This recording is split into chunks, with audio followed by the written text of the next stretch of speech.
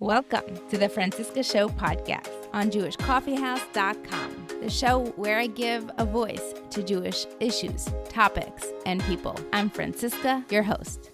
I hope you had a beautiful Rosh Hashanah, New Year, and that your fasting's going well. If you are fasting today we begin a 3-part series, 2 of which are already recorded. 1 isn't yet, so I hope it can come out in a consecutive fashion. However, we have to get started on this one. I've recorded these a couple of months back, so I want to get these out for you. The theme is Israel, Eretz Israel, or Eretz Israel, and Aliyah, or non-Aliyah, and the pros and cons. I really wanted to create a resource for you out there. I've been very interested by this topic, and I wanted to share this experience on this platform. So I hope you are having a beautiful new year. Without any further ado, let's get started. Welcome back to the Francisca Show. Today with us, we have Aliyah expert, Bracha Kurtzer Gross. Welcome to the show, Bracha. Thanks for joining us today. Hi, Francisca. Thank you so much for having me. Such a pleasure. I've been really interested and curious to do this series on Aliyah because there is so much here to unpack, and there's so much emotion, passion, so many different reasons that people make Aliyah and want to make Aliyah or yearn to make Aliyah, live in the land. I'd like to break this down and really create this resource for people to have more information on what it's like to make Aliyah, potentially hearing highlights as well as lowlights, and being realistic about what it means to move countries to different side of the world, different mentalities, and everything in between. So let's just start off by you introducing yourself. Tell us a little bit about yourself. Sure. I have to say, this is a resource that I know I would have appreciated when I made Aliyah. So I'm excited that I get to be part of this. I made Aliyah when I was in the middle of 11th grade with my family. I grew up in a modern Orthodox home, and growing up, my mother was always talking to me about, like, literally next year in Israel, like, we're going to be making Aliyah. We're moving, we're going to live in Israel. We're going to live in Israel. So for me, in the middle of 11th grade, despite that being a stressful time to make Aliyah, I was thrilled. I went to an Israeli all-girls school in Ulpana, and I finished my bagriyot, and I finished like on time with my peers. I did Sheirut Leumi at Nefesh B'Nefesh, and then I continued to work there for a year. I studied in Israel. I studied at the IDC and then at University of Haifa. I met my husband there. And eventually I moved back to North America. So that's where I am now. I'm in Toronto. But I have my parents and my in-laws are in Israel. My sister is in Israel. I have lots of cousins and aunts and uncles in Israel. So definitely still a lot of ties to Israel and a lot of experience. I've seen Aliyah through many different lenses, both professionally and personally. So I'm really excited to get to explore some of that with you and unpack it and try to be as helpful of a resource for people who are interested in this. Let's start out by talking about the different stages for people to make Aliyah, and maybe talk about the pros and cons of each age and stage. So if we had to break them down, and let me know if I'm wrong, we have children of New Olim. So that's the youngest age you can be. Singles, or after school to before getting married. Newlyweds who get married and move to Israel. Young families moving with little kids, so the perspective of the parents. Midlife families, meaning your kids are already in schools and you are picking them up and moving. And then people who say, we're going to move after our kids move out, or all our kids are married off, etc. We want to retire in the Holy Land. So let's break those down a little bit. I'd love to. I'm going to sort of like have a repeated theme that I'll use from all of these different perspectives. There's a formula, I guess, that I would say to consider at any different age as you're considering Aliyah. And that's like 2 main factors for success, being the first, a strong motivation, and the second, a strong support network. When you have those 2 things in place, it really, really increases your chance for success and like enjoyment in your Aliyah. So for example, as for children, moving at any state, like moving anywhere in the world while you have kids is going to be a challenge. Even if you're moving from one area of New York to another area of New York. You're taking your kids out of school, you're moving to a new neighborhood, you're changing their friends, you're changing their environment. Change can be overwhelming for children. Something that's very helpful for a child is to gauge their motivation. Are they excited about Israel? What do they know about Israel? What do they think about the process, including them as people in this process, as opposed to, entities that you're bringing along with you? For me, as a kid making Aliyah, like I said, I was thrilled from everything from like every Pesach. We were reading the Haggadah, we get to the end, we're like, okay, next year in Jerusalem. And I'm like, why aren't we there? We can go. So like, why aren't we there? As a kid, it was very real to me. Like Hashem gave us Israel, we should be there. So let's get going.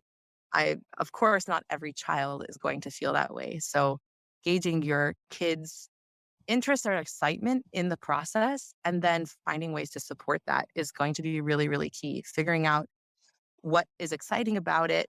It could be from a religious perspective. It could be from a cultural perspective, a historical perspective. We often think of little kids as just like that they're not tuned into all these things, but they are.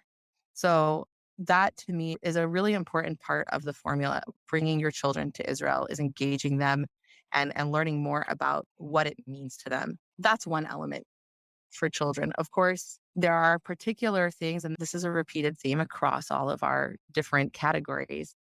Language barrier and cultural barrier are going to be pretty strong. Even if you come from an environment where you're like, let's say I was in Jewish day school all my life. Like I could read Rashi, but I couldn't like read Hebrew without Nikudot. So like coming to Israel, it was a challenge because I couldn't really understand. I knew the language, but I didn't know it enough to express myself. And children in general, that's the time of their life when they are learning to do that. And it could be extra frustrating to not have that ability. So there's that hurdle. Children, though, have the benefit of having the easiest time in picking up a new language. So it's about sort of getting through that mashber, like getting through that hurdle of picking up the language. So if you're wanting your child, like you're bringing your child on Aliyah and you're wanting them to have a successful time, I would recommend as much as possible encouraging them to be immersed in Hebrew speaking environments and to, even though it's hard, to push through it because they will absorb the language the fastest. So that's definitely a plus. They have the easiest time. Okay, then moving on to young adults who make Aliyah on their own. So yeah, for young adults, of course, there's an important element to think about when you're moving to Israel. And all the things I say are kind of applied to all of these different groups, but shine in different ways. I would say for this age group, consider if you're running to something or away from something. Israel sometimes has this like shiny, especially like for singles who are like, oh, in Israel, everyone's just going to be Jewish. So like, I'm going to be able to find like my Bat Sheirut. It'll be easy, oh, I'm so tired of the dating scene in New York, or I'm tired of the dating scene in LA, or whatever it might be. And like Israel can kind of seem like Shangri-La because that's our homeland. That's where all the Jewish people are. So I'm going to be able to find someone. And a lot of people do. I'm very lucky. I met my husband in Israel. But to realize that you're not running away from an uncomfortable situation in the States or in Canada or wherever you are, that you're going to Israel to seek out the very unique type of platform that Israel provides. And that is definitely a unique way to engage with your Judaism. It's much more stratified than I would say in North America, where you can sort of identify more easily, like, oh, this person's modern Orthodox, this person's Yeshivish, this person's Hasidish. And it's kind of like there are more clear boundaries and there are these groups that are easy to identify. In Israel, there's so many gradations, kind of bleeds together. So as a single person, that's a benefit and a drawback. It's a benefit because you, as an individual, can find other individuals who are practicing their Judaism or not practicing their Judaism, depends how you look at it, who are approaching it in a similar way to you. But it can also provide overwhelm. And the bottom line is like the search for your person is still the search for your person, no matter where you are. So there are the similar types of tropes that you might experience in New York or LA, like they still do exist in Israel. You're still like the dating scene is still a dating scene. Being single is still being single. And if you're going to Israel to embrace what it means to be in Israel, that's the positive. But I would say just make sure you're not going there to like run away from or because like, "Oh, I just can't deal with it anymore in your current location." And this probably applies also to families who might be running away to start fresh or running away Mhm. because health insurance and Yeah, tuition and potentially education for anyone who has learning disabilities in their family might be absolutely. unavailable. That it's exactly right. It's an important thing to make sure that you have the right goggles on as you're approaching these things because it's not a solve all. There really isn't a place in the world. Hashem gives us challenges wherever we are. That's how we grow. There isn't a place in the world that's not going to have that. And there are benefits and there are drawbacks of every place. But like you said, like young families and young couples who are looking like so I live in Toronto and real estate prices here is just astronomical. Like the thought of owning a house in Toronto is like many young couples are like, how can we ever even dream about doing that? So in Israel, you can go. I mean, it's also very expensive in Israel, but there's sort of like this thought like, oh, it's just going to be easier there. It's going to be better. It's going to be easier. It'll solve all my problems. So yes, there are some things that get solved while other things get opened up. And that's part of our conversation today.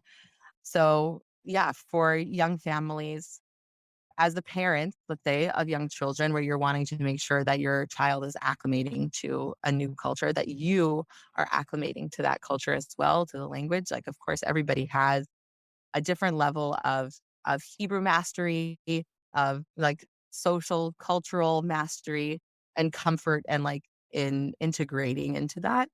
But there is a big gap for North Americans and the culture that we're used to, and then what we experience in Israel. It has changed over the year as more and more Anglos move to Israel. There are more Anglos starting to participate in political life in Israel and municipal life in Israel and things where you do get to have a little bit more representation in like your approach to or what you're used to. But the bottom line is there's still a big culture gap. That's something that like going back to like the formula that I was mentioning in the beginning, if you have your motivation, if you have the real reason burning in your soul, I want to live in Israel because I'm Zionist. I want to live in Israel because I really believe Hashem gave us this land and he wants us there. He wants us to be building it up or whatever it is that's your motivation. It should be on fire in your heart. You shouldn't be running away from something. You should be running to Israel because of that fire. That combined with having that support.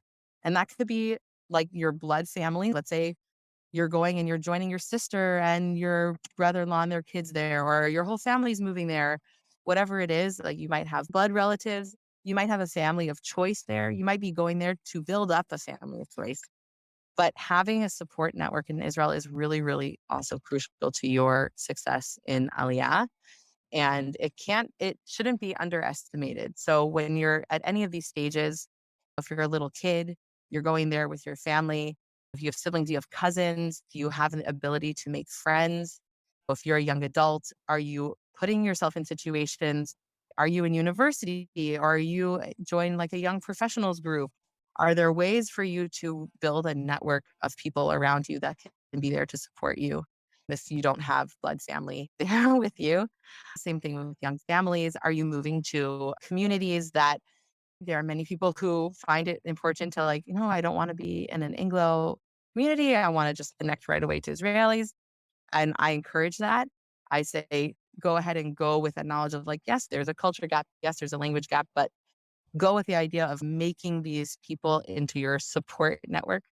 Because the truth is, there will be days where you end up in Misrad Apnim and you're sitting there for 8 hours. I speak from real experience. And you're sitting there and you're like, why am I here? Why am I spending my life like this? Like just sitting here hour after hour, waiting in line to talk to somebody to solve a problem that I thought was solved 3 weeks ago until I found a letter that said that it wasn't. And I have to go to Ashdod. And then like you get sent on wild goose chases. You spend a lot of time in offices doing things that you wish you didn't have to do, talking to people you don't quite know what's going on. And if you have that motivation and if you have that support, you can get through those things. You can get through those challenges. This is another way for me to show Hashem or show my family or show myself that like, this is my place. This is my land. This is where I want to be. It gets harder though if you don't have those. Let's get our last one in the mid families we sort of covered, or did we Yeah. cover? Because I want to move on to the Yeah, next. sure. I think that it's similar with young families, like the idea of like, you know, for when I'm the eldest of 5, and when my family made Aliyah, so I was 16 and my youngest brother was 6, and my mother was sort of overseeing that range of children in Israeli school, like all of us trying to acclimate to learning Hebrew, some of us having like health things that we had to like go to the doctors, and like she had to advocate for us. So thinking about like when you're in a young family too, you might be a parent of teens, you're your child's advocate. You're that as a parent wherever you are. But in Israel, that then requires you to sort of put on your big boy pants, and you have to deal with the principal who only talks to you in Hebrew if you don't know what it is that they're saying. Like, you have to bring somebody with you to help translate. You have to be going to bat for your children in a culture and in a language that is not your native culture and language. And that is a big hurdle. I've seen that be very challenging for people. But when you have that motivation, you're like, I'm here in Israel. I want my children to be brought up in this environment. I want them to see that that hurdles are hurdles and we can overcome them. If you have your motivation, then you'll make it through okay. But it is a challenge. Retired people. So retired people, that's to me, it's like a very interesting group of people, because I feel like a lot of the formula and repetition that I see across the first several groups of people, it's slightly different for retired folks, because you've done the raising, you've done you've made your money, you've done your life thing, you've had your career, you've positioned yourself in society. So on one hand, I've seen these people be like, oh yeah, I've done that. And now like, let's say all of their kids happen to make Alia, and I want to go join my kids because like they're all there and I don't really have to worry about making a name for myself or earning money because like I'm retired and it's all good. Or they can be like something very different where it's like maybe their whole family is still in North America and they're moving to Israel to like finally fulfill their dreams. And they can still have that, like the weight and the responsibility of bringing up others is on the other side. They don't have to worry about that. But there is a benefit of coming in that. I would say that's one of the easier groups to do that. However, there's also in sharp relief the issue of the culture and the language being so much more ingrained. I've seen retired people have a really hard time connecting to Israeli culture and connecting to friends and community because of that reason, because they've been established. They're longtime pillars of the community and wherever they were. And now they want to live out their days in Israel and they feel like they're starting from scratch. And it could be pretty jarring for them too. Having that motivation, having that like why they're there, why do they want to be in Israel? What is it that's driving them?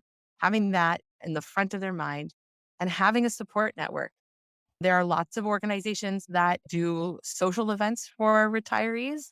So like making sure that if people who are retired, they want to make Aliyah, that they connect with those groups and not to underestimate the importance of the social support because it can feel very isolating otherwise. For sure. So anyone could be listening to this and may identify or relate to one group or another, or feel that one group or another is an easier stage. Would you say there is a classic stage that's the best time to make Aliyah? Do you have a winner category? A winner category. I would say probably a young adult. So someone who is able to have the agency to be making this choice themselves, but is not yet attached to a family or a life path. I think that when you then can go to Israel and you're establishing yourself, you're establishing your career, you're establishing who you are, who you want to be.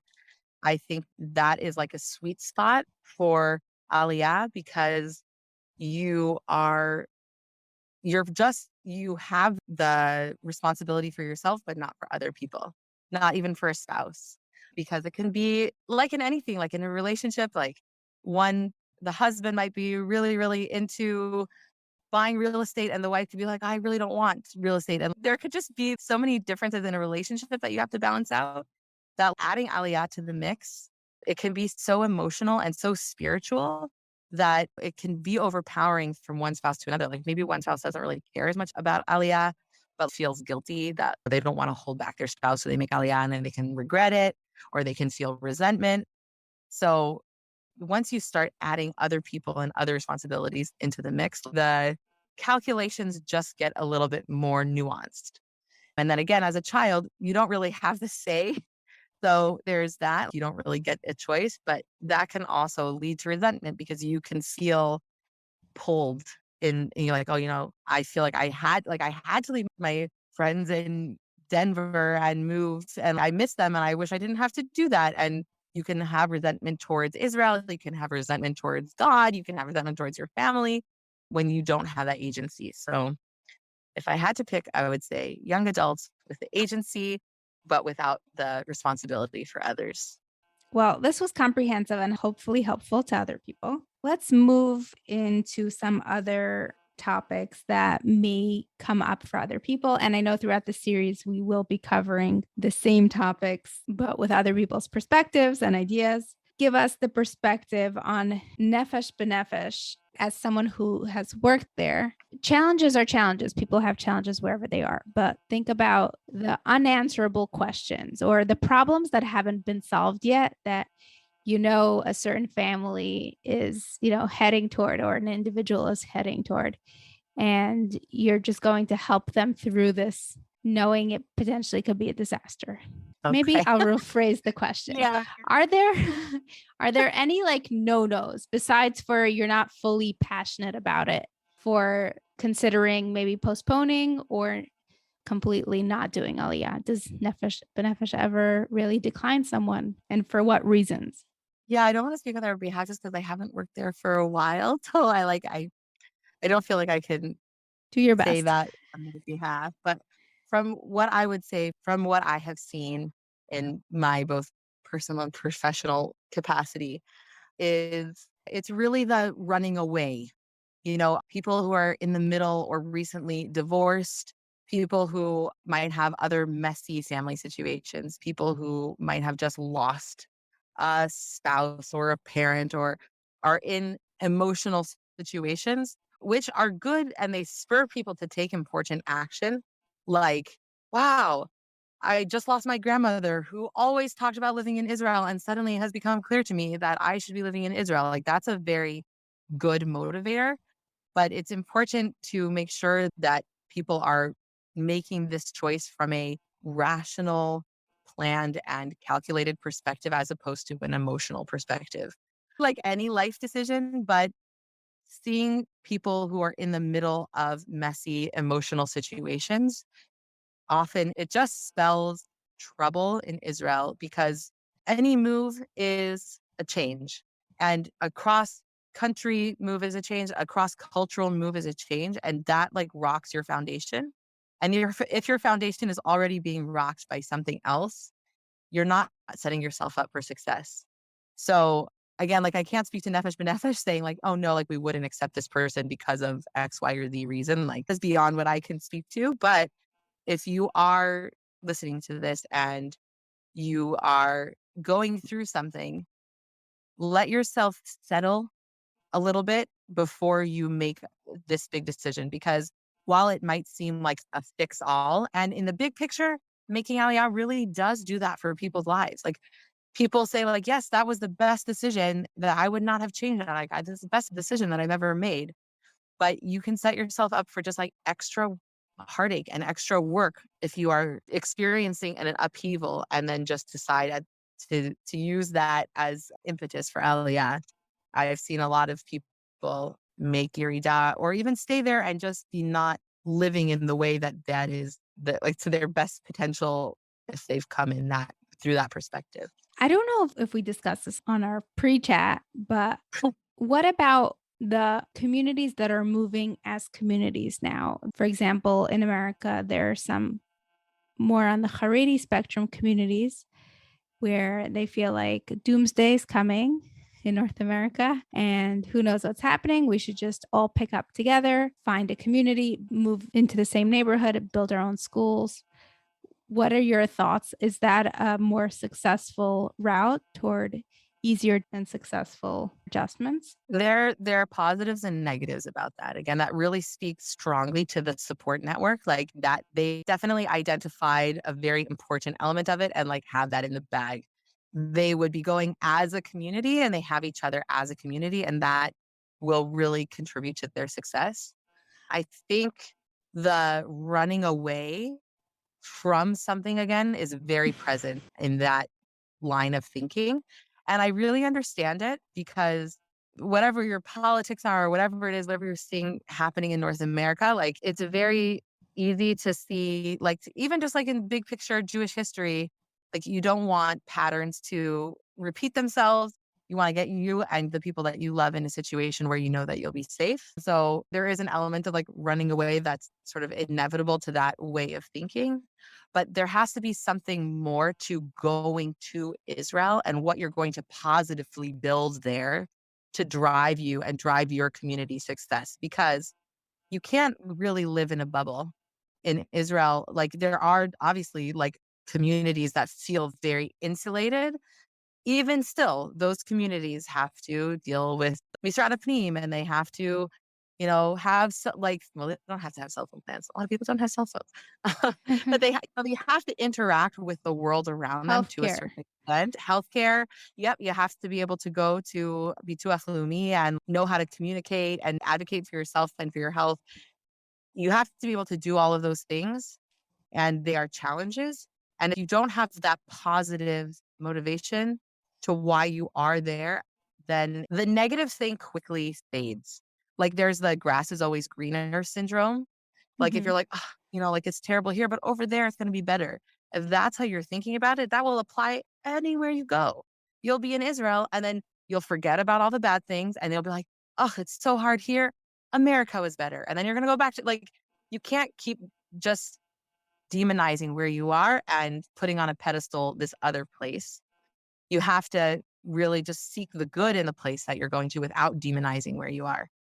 As a nation, we have definitely made our way back to the land for many different reasons. And many times it was running away from enemies, from people who wanted to kill us and destroy us. So it isn't in our DNA to seek a safe space. But are you saying that obviously in emergencies and urgent situations, you have no choice and that's why you go and you make do with what happens because there's no way of going back, versus somebody who has the fear of the worst and thereby making that decision? Not to be super grim, but somebody who was running away from Poland in World War II times, and they were like, that's it, that's all they could do. And they were making their way to Israel. They couldn't go back. There was no going back. They were going somewhere because like you said, to save their lives, they had to make their way and they had to find asylum. They had to find safety.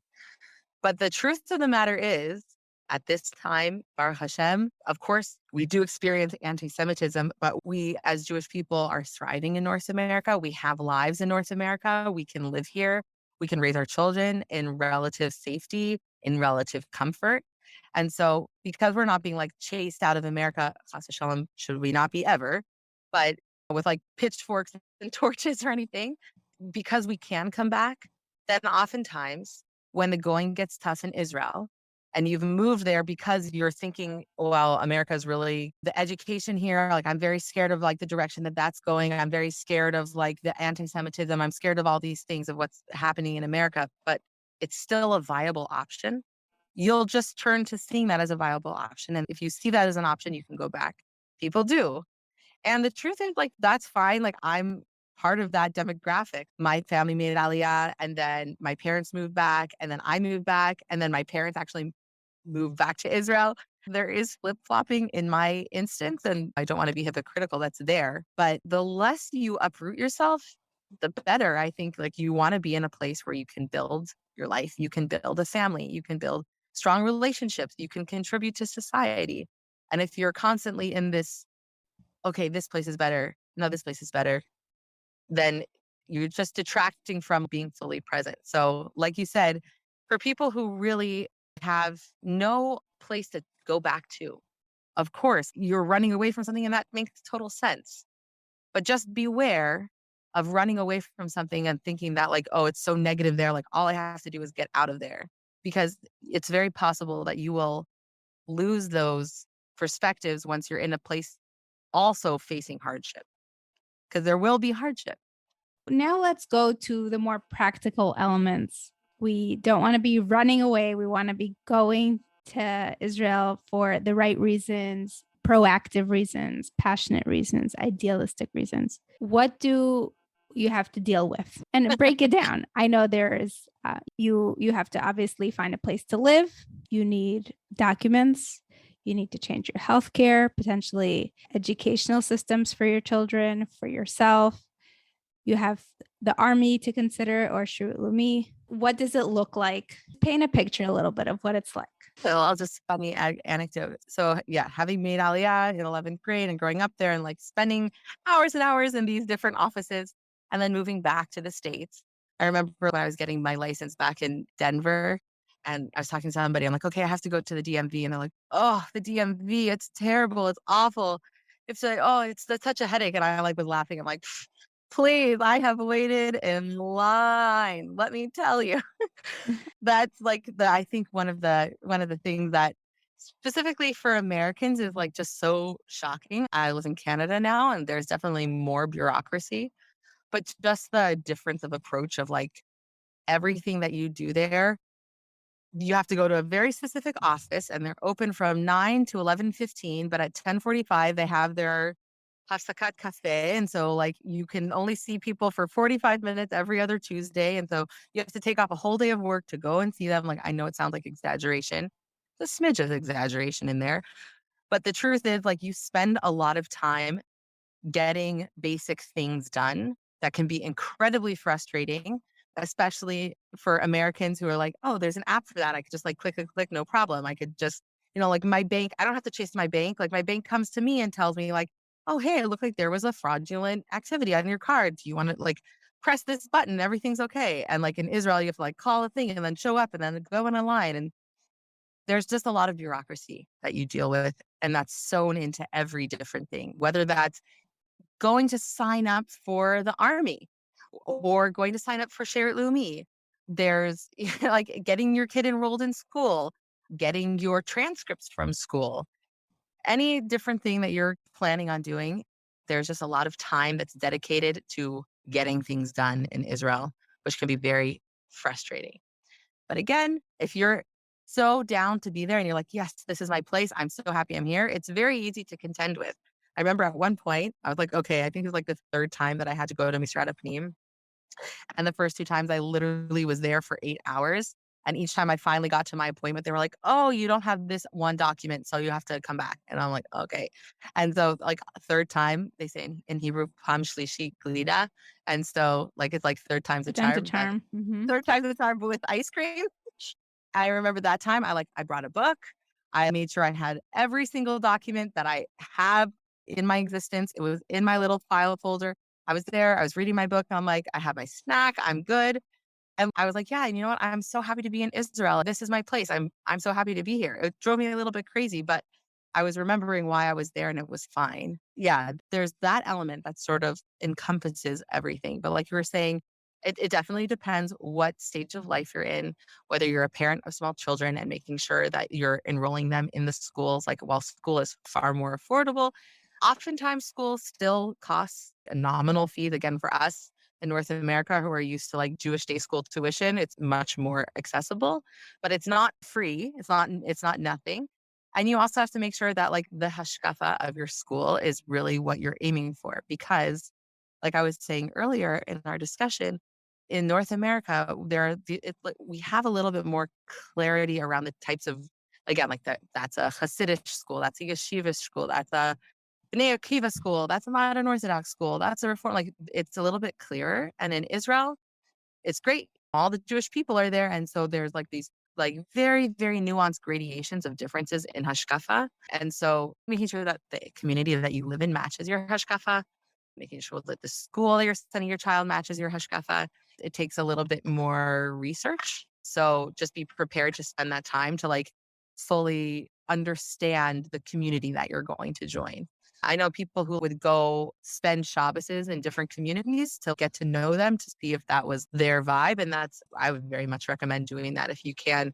Base yourself somewhere, maybe not buy a house right away, but base yourself somewhere so that you can go around and meet different communities, meet different people to make sure that you're really going to feel like you're part of the community that you're joining. I would say young couples, who are like young married couples, and also people with young children.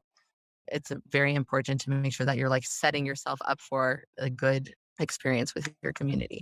I love these guidelines that you brought up because there are a lot of young families who are technically or young adults who can go to a few different communities and end up having different lifestyles religiously. And they are more flexible in terms of hashkafa, but also community. And Israel has so many more options than other places. So I like these ideas that you suggest. And a lot of people do go on pilot trips to go and experiment and see what different communities are like. I think pilot trips are great. I would caution against them for a few reasons. Because everyone's promoting, do it. It's amazing. And Yeah. that's not what you need to hear. That's not exactly. It comes down to like actually living the experience. And there's not really a way to shortcut that. So it's like, imagine that, like, well, even like, kind of make fun of it, like, oh, so-and-so like went on Birthright and then they loved Israel so much that they like, made Aliyah. And it's like, well, that's great. But like what you saw on Birthright and then what you experienced living there are very different things.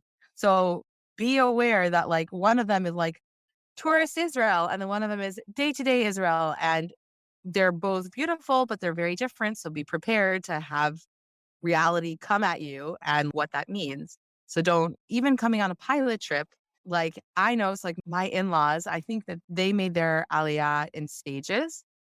And I really respect how they did it because they took their time and like really getting their feet wet. My husband's family, they spent a year there he's also the eldest of 5 kids, and they had most of their kids in, I think it was like grade school, and they were there for a year. So they were able to spend a year there. They went to school, they were in a community, they got a sense of it, and then they went back. And then a few years later, my mother-in-law and my husband's 2 youngest siblings made Aliyah, and they were in high school. And then they went back, but then my mother-in-law and father-in-law made Aliyah to that community. So they realized like that's where they want to be. They've done it in shlavim, like they've gone in stages so that they really get a set. Like there's not a surprise for them. Like, wow, what really Israel is like this? Because they've spent the time going there. Not everybody can afford to do that though. It's the truth. Baruch Hashem, they are both doctors. They were able to find time to, arrange for their parnasa to allow for them to be here and to do that. And it's a blessing, and it's not something that everybody can have or that everybody wants to do. And so as much time as you can give this decision and as much time that you can spend in real Israel life, do it. Like if you have the ability, let's say you're a newly married couple and you have the ability to spend a year or 2 living in Israel, and you don't know if you for sure want to live there forever, but you can do it. I recommend doing it because you'll get to see what the day-to-day life is without like committing your entire life to making Aliyah. A lot of people do that and then do make Aliyah, and that's great because that's like their reconnaissance into living in Israel. And obviously something that I think of when I talk about this is with the spies in Israel and like them coming back in the Torah and like coming back and saying like how there's terrifying, scary giants and like the fruit is so big and it's like so scary and bad. Like obviously I don't want to be speaking Lashon Hara about living in Israel, and it's beautiful. And really, truly being able to see the challenges of living in Israel as opportunities from Hashem. Like, oh, how terrible that there are such big grapes that like, it's so scary because they're so huge. But like, it's a huge grape. That's amazing. It's a bounty. It's really about how you frame it and like the willingness to frame it that way. But to be realistic at the same time, like go and look and see with your eyes. And then, do what you can to gather that information And then again, if you have that, let's say you're coming at it from a from perspective, this is our land. Hashem wants me to be here. This is what I'm supposed to be doing. Then come at it with like the bitachon that Hashem is also going to help you through the challenges of living in Israel. If you're coming at it from a Zionist perspective, or you're coming at it from like a cultural Jewish perspective, whatever the perspective is, know the reality, but then also allow yourself to use your motivation to get it through. Like, I don't think it's being delusional to be like, okay, there are all these challenges and hard things, but everything's okay. Because if you are able to get through the day, you're able to go to Misrata Pnim and be there for 8 hours and take a Yom Sidurim, because sometimes you legit have to take an entire day off of work in order to get things done. But if you can do that, and you can do that with whatever motivation it is that's allowing you to do that, you're living your best life. That's good. But just know that there are challenges. What are some of the things one would have to let go of to be able to, with more ease, surrender into Israeli culture? What would be your top 3 tips? That is such a great question. I think it's also changed over time. I think that like some of our material comforts in North America used to be much more hard to find in Israel. And so like I would have said like, oh, like, you'll really miss going to Target and those types of things. But the truth is like, you really can find everything in Israel that you would need or want. Like maybe you change the type of shampoo that you use, but like they have good shampoo. They have the stores and stuff that you're used to. So like from that material perspective, I would say that used to be one, but I don't think it's as big of an adjustment. What about driving and grocery shopping? Those are great questions. I personally was spoiled with driving in Denver because I found that Denver drivers are so nice. And I find like I personally would never ever drive in Israel because like, but I also wouldn't drive in New York. So take with that what you may. Like there are people who are like, oh yeah, no problem. I totally drive in New York. I was just there visiting my brother for his wedding. And I was like, no, not driving. My husband's doing that. So, there are people who are totally fine with that. It's very aggressive driving. So be prepared for very aggressive driving. You could also end up in a dangerous territory if you make the wrong turn. I think that is hard to do because if you actually end up like turning someplace where you're not supposed to go, the IDF is going to be there before you.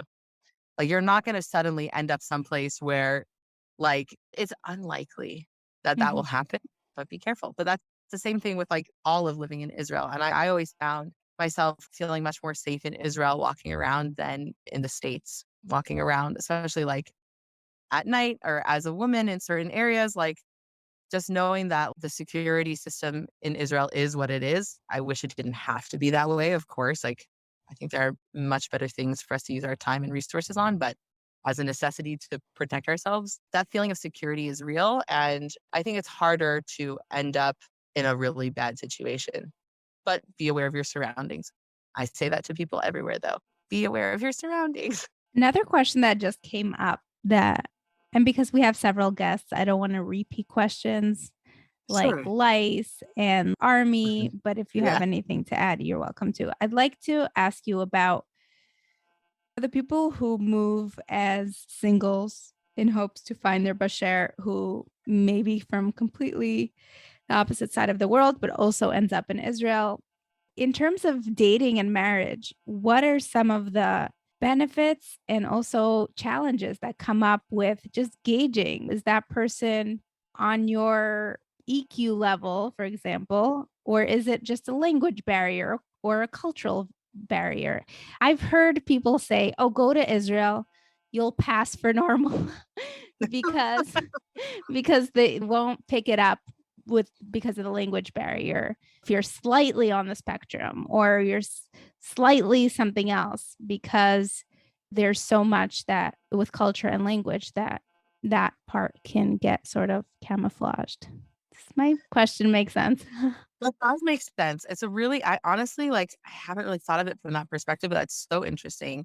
I think that also kind of speaks to what I was saying before about having a strong network, because having people, whether it's like your blood relatives or like a family of choice, people who you trust like intrinsically with your life, building a network of those people so that if and when you do meet your bashert there are other people who get to know this person and can sort of verify that they see what you see and you see what they see and that things are good.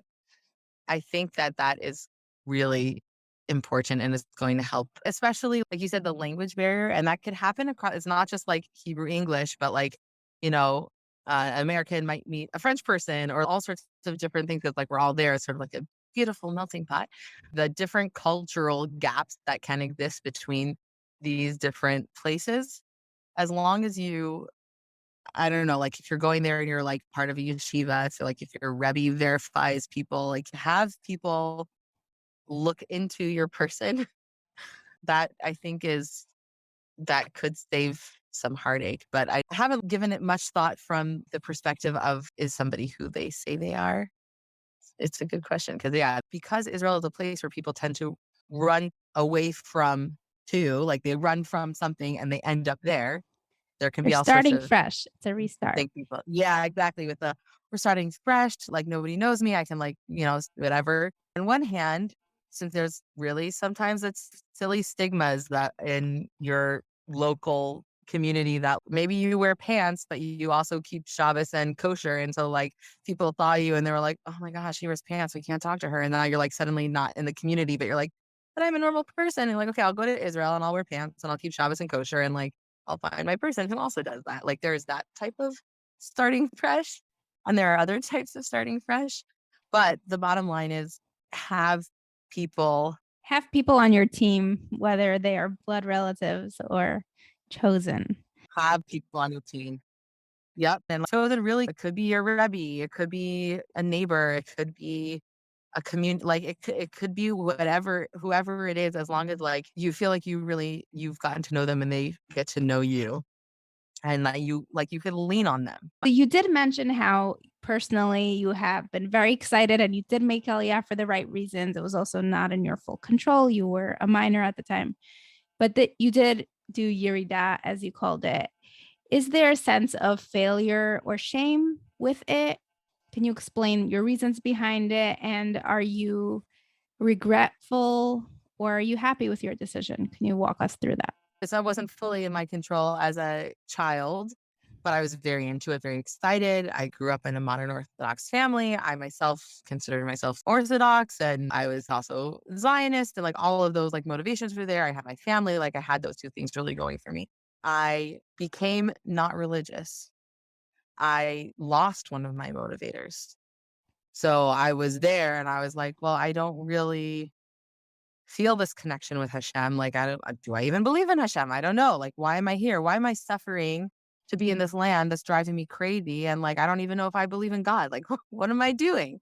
There was an element of that. And that compounded with my parents also moving back to the States. And at the time, my boyfriend slash then fiance's parents and family also moving back to Canada. So then reason number two was taken away, like that support network. Like I have my cousins and I have friends, but the real true people I relied on for that support nonstop were not there anymore. So it's funny because like now I'm very proud. I love my journey that I've been on, finding my way back to Hashem and finding my way back to the importance of Judaism and Jewish practice and the importance of Israel and all of that stuff. I feel like I've built it for myself back into my life. And so I think for a while, like I made Yerida and I was like, I wouldn't even call it Yerida. Like I was just like, I just moved back because like that place wasn't for me. It was driving me crazy, gave me way too much stress. And I'm like, goodbye. I do not need to live in a terrible, stressful place. I think where I am right now is I think that there are definitely spiritual reasons to be in Israel and religious and practical reasons. Like you can't underestimate the beauty of it being like Purim and like the whole country is celebrating Purim. And you're like, everywhere is Purim. It's not like, oh, wow, I'm driving down this block and I saw some people delivering Mishloach Manot. I was like, oh, wow, like the whole country is doing this. This is so cool. Like you can't underestimate just how cool that is. So I think that there are like practical reasons for people who are like practicing their Judaism.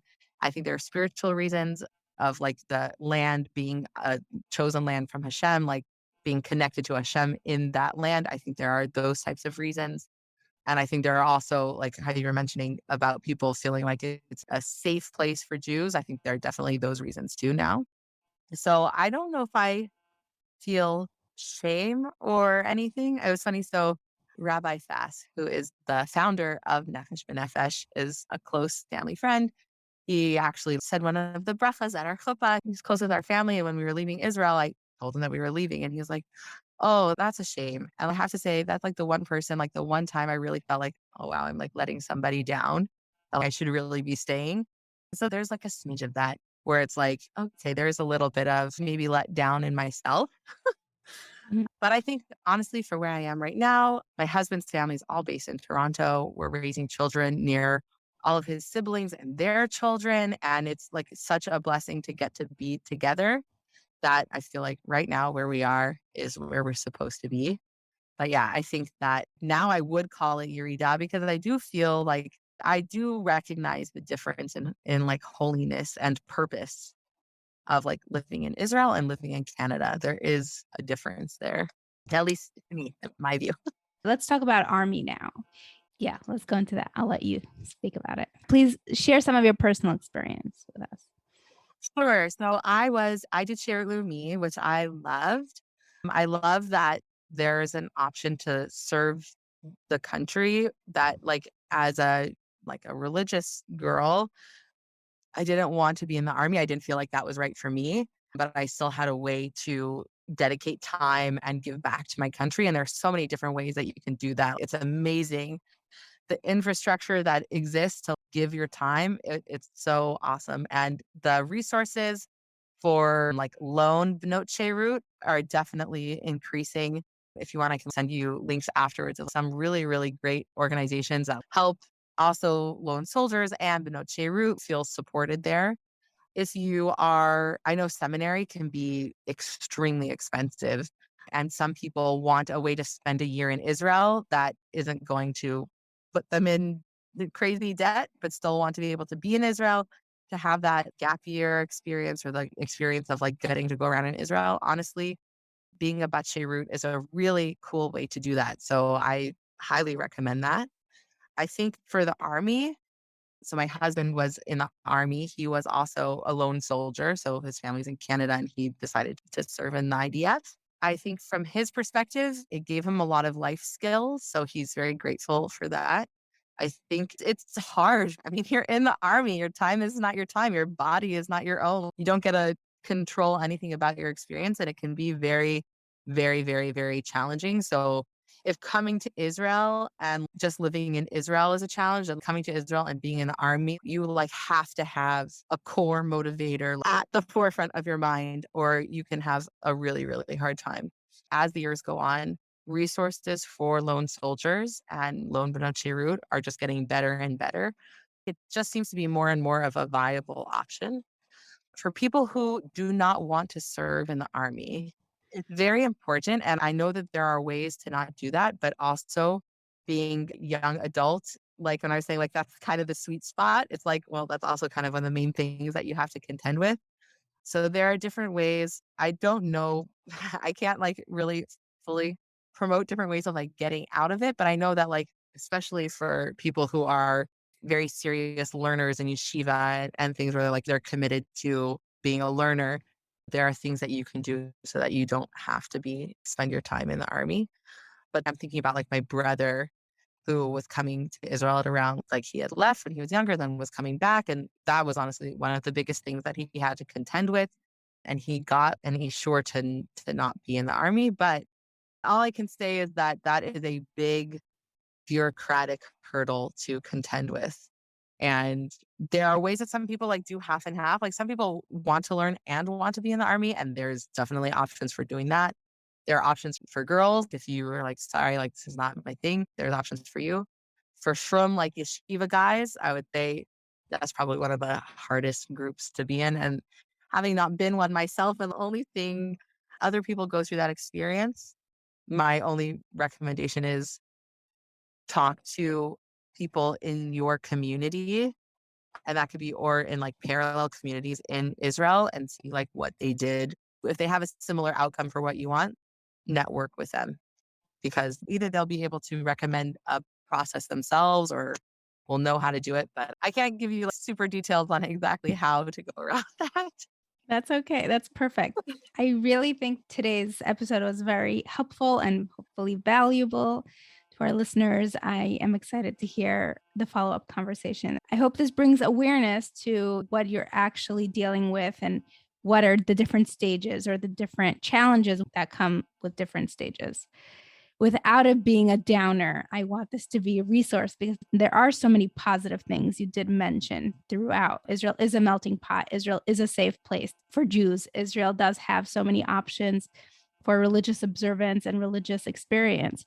Israel provides so many different benefits to so many people, but it's all about doing it for the right reasons and doing it with the right support system and doing it at the right time and maybe not doing it at all, depending on what your qualifiers are. So I really appreciate that we had this conversation today.